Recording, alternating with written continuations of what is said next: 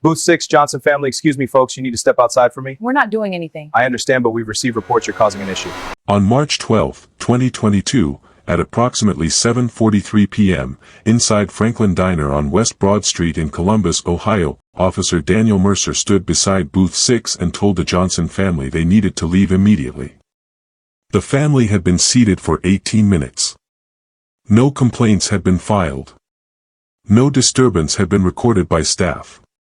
Body camera footage later shows Mercer repeating a single claim, "We've received reports you're causing an issue." When asked to clarify the allegation, he does not provide specifics.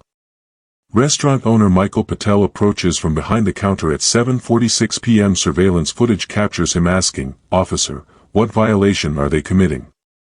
Mercer responds, "I'm asking them to leave." Within 9 minutes, backup is requested. The Johnson family, Marcus Johnson, 41, his wife Tasha Johnson, 38, and their 2 children, remain seated as Mercer states failure to comply could result in trespassing charges. At 7:52 p.m., the diner's security camera records Patel instructing his staff not to remove the family. Dispatch logs later show no prior calls reporting disorderly conduct inside the diner that evening. By 8:04 p.m., 3 patrol units are present outside the restaurant. What began as a routine dinner becomes a confrontation between local authority and private property rights. Within 48 hours, the footage spreads online. Within weeks, an internal affairs investigation begins. Within 18 months, the city of Columbus agrees to a $1.8 million civil settlement. But the financial resolution does not explain how a seated family became the subject of police enforcement without a formal complaint. And it does not explain why this officer had been warned before. That answer begins earlier. If you're listening right now, help me prove something wrong. I was told this channel wouldn't reach 1,000 subscribers, but stories like this deserve to be heard. Your support helps bring these cases to light and proves that these stories matter.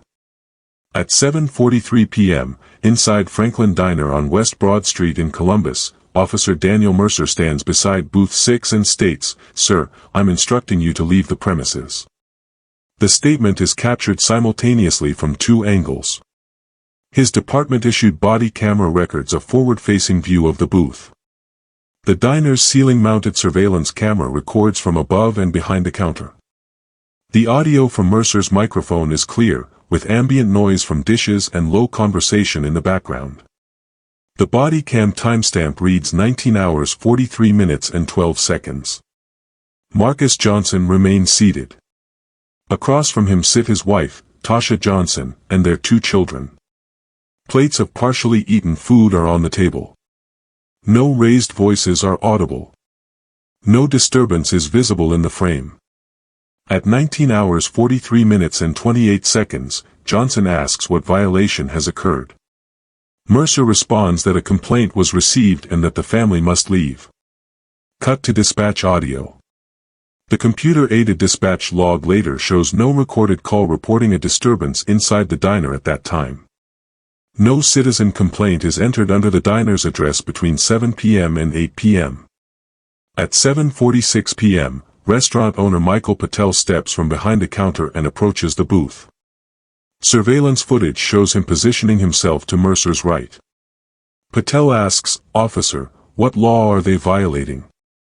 Mercer replies that he is issuing a trespass warning and that refusal to leave may result in arrest. At 7:52 p.m., Mercer radios for backup. From that moment forward, the interaction shifts from a discretionary encounter to a documented institutional event. Additional officers are dispatched. Vehicle GPS logs record unit movement toward the diner.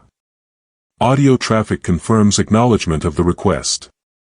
The incident is no longer limited to a single officer's decision, it becomes part of department record. The events of that evening cannot be understood without examining the individuals involved and the setting in which it occurred. Marcus Johnson, 41, is an IT consultant employed by a regional healthcare systems contractor. Public records show no criminal history. Tasha Johnson, 38, is a registered nurse working at a local hospital network. Neither has prior documented police interactions in Columbus.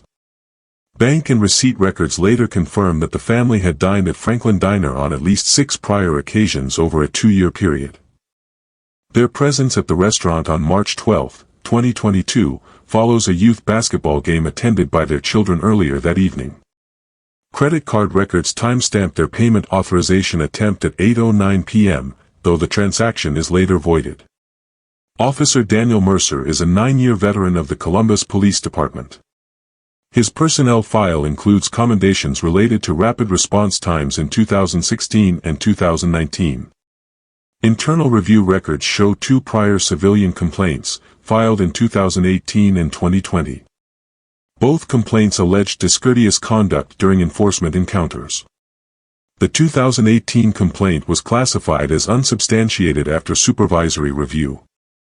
The 2020 complaint resulted in documented counseling regarding tone and communication. No suspension or formal discipline appears in his record prior to March 12, 2022. Franklin Diner has operated under owner Michael Patel for 17 years. Located in a mixed-income commercial corridor, the diner serves breakfast and dinner and maintains consistent evening traffic. Patel installed a 4-camera CCTV system in 2020 following minor vandalism to exterior signage. No prior discrimination complaints or police disturbance reports are associated with the diner in publicly available records. The timeline of the evening unfolds in defined intervals. At 7:25 p.m., surveillance footage shows the Johnson family entering and being seated at booth 6. A server takes drink orders at 7:27 p.m. Food is delivered at 7:34 p.m. No unusual activity is recorded during this period. At 7:41 p.m., Officer Mercer enters the diner alone. Body cam activation occurs as he crosses the threshold. The footage does not show interaction with staff before he approaches booth 6. At 7:43 p.m., he stops at the table and issues the instruction to leave.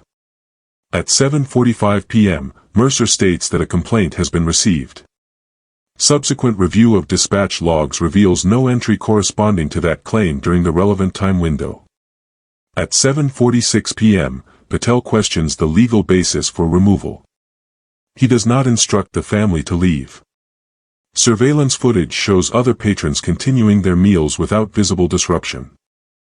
At 7:48 p.m., Mercer issues a verbal trespass warning. Under department policy, a trespass warning typically requires either property owner request or evidence of a violation.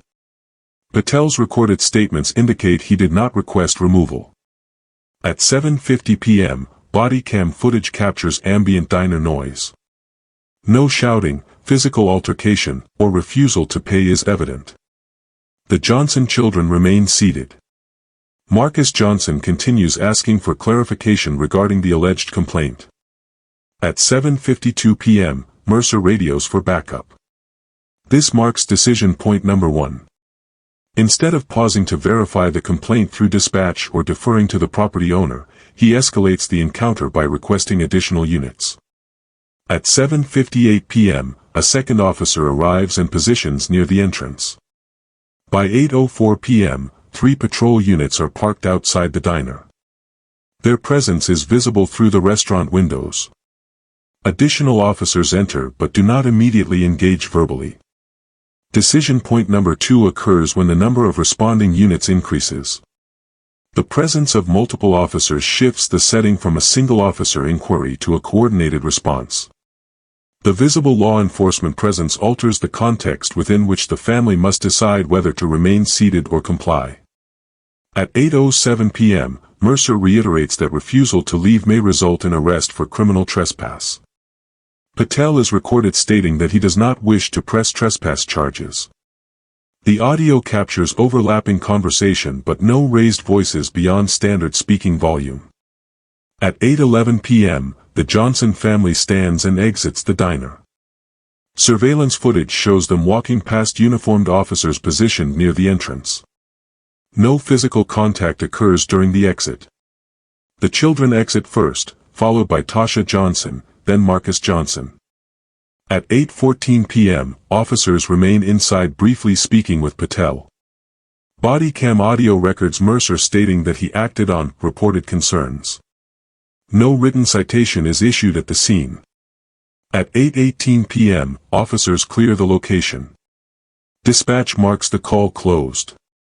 From 7:52 p.m., when backup was requested, every movement became logged, radio transmissions archived, GPS coordinates stored, camera footage retained. The request for additional units transformed a localized interaction into a traceable institutional action. The footage does not explain why the initial complaint was not documented. It does not clarify whether the complaint originated from a patron, a passerby, or was independently observed. At this stage in the chronology, prior complaints against the officer, internal review processes, and eventual civil proceedings remain undisclosed. What is documented is the sequence: a family seated at dinner, an officer citing an unspecified complaint, a property owner questioning authority, escalation through backup, and the family's departure without citation or arrest. The institutional record begins at the moment the radio transmission for backup is sent. From that point forward, the encounter exists not only as memory but as archived data, audio files, video streams, GPS logs, and dispatch entries, forming the foundation for what follows. The case hinges on multiple forms of evidence that collectively document the events inside Franklin Diner and trace the escalation from routine dinner to civil litigation. Physical evidence includes comprehensive surveillance footage from 4 different angles covering the entire dining area. These camera feeds record the Johnson family entering the diner, ordering meals, and remaining seated at booth 6. They capture Officer Daniel Mercer approaching the family and issuing the verbal command to leave. The footage consistently shows no disruptive behavior from the family or interference with other diners, confirming that the officer's stated reason for removal lacked observable cause. Body camera footage supplements the diner's fixed cameras. Officer Mercer's body cam records his initial approach, the exchange with Marcus and Tasha Johnson, and the officer's repeated assertion that a complaint had been made, though no complaint appears in the official dispatch records. Secondary body camera footage from the backup officer captures the officer's repeated commands, the arrival of additional patrol units, and the interaction between the officer and restaurant owner Michael Patel. These videos are crucial, as they demonstrate the officer's decision-making and the lack of a documented violation. Receipt timestamps from the diner corroborate the family's timeline inside the establishment, confirming that the family had been seated for less than 20 minutes when the officer issued the order to leave. Digital evidence adds further clarity. CAD, computer-aided dispatch, logs show that no prior call had been placed reporting any disturbance at the diner before Officer Mercer's arrival. Internal emails from the Columbus Police Department document requests for clarification, supervisor follow-ups, and notes on body camera review, revealing inconsistencies between official statements and actual events. Patrol vehicle GPS logs establish the arrival times of all units and validate timestamps seen in video footage. Additionally, social media timestamps record when portions of the incident were uploaded and began circulating publicly, triggering both media attention and internal review. Witness statements play a pivotal role in verifying the incident. 6 patrons present during the confrontation independently confirmed that the Johnson family did not engage in any behavior warranting removal. 3 employees provide corroborating testimony, indicating that no prior complaint had been filed that evening and that the family was compliant throughout. Owner Michael Patel's affidavit documents his direct intervention, his inquiries about the legal basis for the officer's order, and his instructions to staff to not forcibly remove the family, adding an additional layer of accountability and legal grounding. Official records, including the Internal Affairs Report, the city's legal department memo, and the civil complaint filed in Franklin County Court, were cross-referenced with the physical and digital evidence. The Internal Affairs Report outlines the sequence of events and notes discrepancies between the officer's statements and body camera footage. The legal department memo details the city's risk assessment and considerations leading to settlement. The civil complaint documents claims of racial profiling and unlawful enforcement, citing the recorded evidence as central to establishing a pattern of misconduct. Each record supports the others, demonstrating consistency and reinforcing the factual basis of the case. Officer Mercer's conduct must be considered within the context of prior incidents. In 2018, a complaint was filed alleging racial profiling during a traffic stop. The complaint was investigated and ultimately deemed unsubstantiated, though the report noted that the officer's communication style contributed to civilian discomfort. In 2020, a second complaint alleged disproportionate enforcement inside a retail store. This complaint resulted in verbal counseling, highlighting the officer's tendency toward discretionary enforcement in situations lacking clear justification. Analysis of these incidents reveals several pattern indicators. Reports consistently show similar phrasing and reasoning by Officer Mercer, suggesting a reliance on vague claims of complaints received or disruptive behavior without corroborating evidence. There is a repeated use of discretionary trespass enforcement, an approach to remove individuals without documented legal cause. In the diner case, the escalation occurred despite no recorded complaint, mirroring previous incidents. Missed intervention points are evident. After the 2020 verbal counseling, no formal retraining occurred. Supervisory review did not flag the officer's behavior, and body camera audit systems were not systematically applied to monitor recurring patterns. The Franklin Diner incident demonstrates the culmination of these oversight gaps: discretionary authority exercised without verified cause, supervisory structures failing to intervene, and internal controls unable to prevent escalation.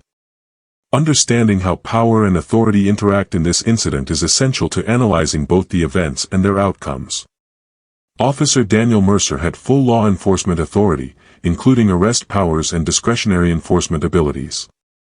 His credibility was presumed by both the public and fellow officers, and this presumption allowed his verbal orders to carry significant weight.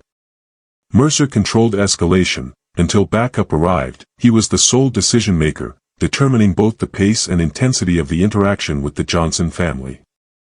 His authority gave him unilateral discretion over removal, despite the absence of formal complaints or observable violations. The Johnson family occupied the opposite end of this power spectrum. Their compliance was legally required under threat of arrest, but they had limited ability to contest the officer's orders in the moment.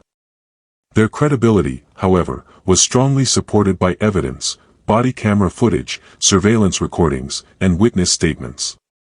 While vulnerable to discretionary enforcement, their documented behavior provided the basis for legal recourse and ultimately the civil settlement. Michael Patel, the restaurant owner, exercised a different type of authority. He had the legal power to control his private property and direct staff actions within the diner. However, intervening against law enforcement exposed him to potential retaliation or liability. His role evolved from bystander to direct witness and key ally to the Johnson family in documenting the incident. Patel's interventions, captured on camera and in affidavits, provided independent verification of the officer's actions and reinforced the evidence necessary for legal and institutional accountability. The interaction between these three actors illustrates a layered power dynamic: law enforcement authority confronting civilian compliance, mitigated by private property rights and the presence of third-party witnesses. The escalation demonstrates how discretionary enforcement can disproportionately affect vulnerable civilians when checks and balances, both institutional and legal, are delayed or absent. Within 48 hours of the March 12, 2022 incident at Franklin Diner in Columbus, Ohio, video footage from both the restaurant's surveillance cameras and Officer Daniel Mercer's body-worn camera began circulating online.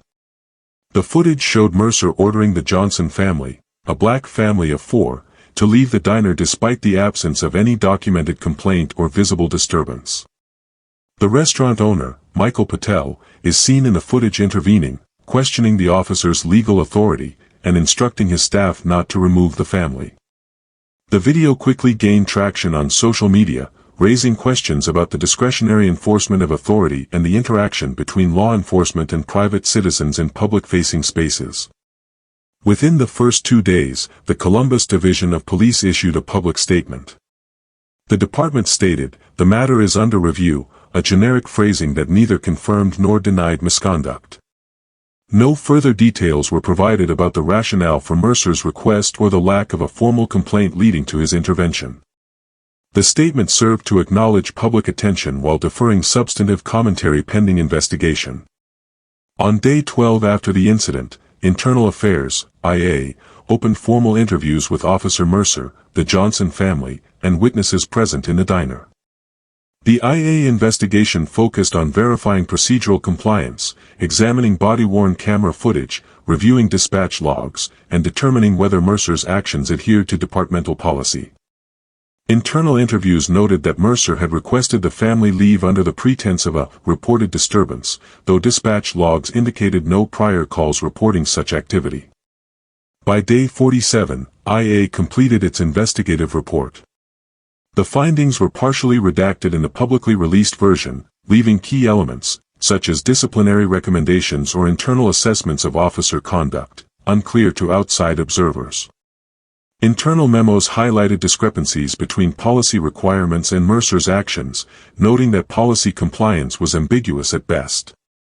The public release, however, focused on a sanitized summary, emphasizing procedural review rather than addressing potential misuse of discretionary authority. Following the internal review, the department coordinated with the city's legal team to craft a response aimed at limiting exposure while maintaining operational credibility. Public messaging maintained that all procedures were followed, while internal communications acknowledged that policy compliance in this instance was unclear and subject to debate. The disparity between public statements and internal memos demonstrates a strategic approach to controlling the narrative while mitigating liability risk. The city's legal team determined that pursuing a trial could carry reputational and financial risks. With the incident now documented in video and widely disseminated, the potential for prolonged litigation and further public scrutiny influenced the decision to negotiate a civil settlement. Within months, the Johnson family filed a civil rights lawsuit against Officer Mercer and the City of Columbus under 42 U.S.C. Section 1983, alleging violations of constitutional rights, including equal protection and due process. The lawsuit detailed the timeline of events captured on video, the absence of a formal complaint, and the actions of the officer in ordering the family to leave the diner. It further noted the restaurant owner's intervention and the lack of immediate supervisory oversight. Rather than pursuing protracted litigation, the city opted for a negotiated settlement. Terms of the agreement included a financial settlement of $1.8 million. The settlement explicitly contained no admission of wrongdoing from the city or the officer and included a non-disparagement clause preventing either party from publicly criticizing the other. Officer Mercer was placed on administrative leave shortly after the IA investigation was initiated. Upon conclusion of the internal process, Mercer was later reassigned within the department. No criminal charges were filed against him, reflecting a distinction between civil liability and criminal accountability. This outcome underscores the procedural separation between administrative oversight and judicial enforcement in cases involving discretionary police authority. In response to the incident and the public attention it generated, the Columbus Division of Police implemented specific policy adjustments designed to prevent recurrence. A revised trespass protocol now requires supervisory approval before any officer can remove a civilian from private property in the absence of a formal complaint. Additionally, all officers underwent mandatory bias retraining to reinforce equitable enforcement practices and to provide clarity regarding discretionary authority. These measures reflect a reactive rather than proactive approach, addressing systemic gaps revealed by the incident after it became public. Returning to the initial moment, 7:43 p.m., March 12, 2022, the officer's command to leave lasted 28 seconds. Within that brief interaction, a series of procedural lapses, discretionary decisions, and institutional gaps were set into motion. The evidence review, civil litigation, and settlement extended the consequences over 18 months, demonstrating the temporal disparity between a single incident and its institutional fallout. The case demonstrates how authority, when exercised without documented justification, can create legal and operational vulnerability. Civil settlements function as institutional pressure valves, providing financial resolution without addressing underlying procedural or accountability questions. Oversight mechanisms, including internal affairs investigations and policy reviews, often activate only after public exposure, rather than preemptively preventing such incidents. Despite the settlement, several questions remain unresolved. Why was there no dispatch record of a reported disturbance? Why did supervisory oversight fail to intervene before escalation? Why did disciplinary transparency remain limited in internal communications? The documented evidence confirms what occurred, but the unanswered questions underscore systemic gaps that persist in law enforcement oversight. Ultimately, this case serves as an examination of discretionary authority, institutional response, and the mechanisms through which accountability is partially enforced. While the financial settlement provides closure in a legal sense, the broader systemic lessons remain, and the public record reflects both the limitations and the responsibilities of institutions tasked with maintaining lawful conduct. Please subscribe to the channel and enable notifications so you don't miss future stories, updates, and in-depth discussions. Thank you for being part of this platform dedicated to examining the facts and pursuing accountability. Until next time, stay informed and stay safe.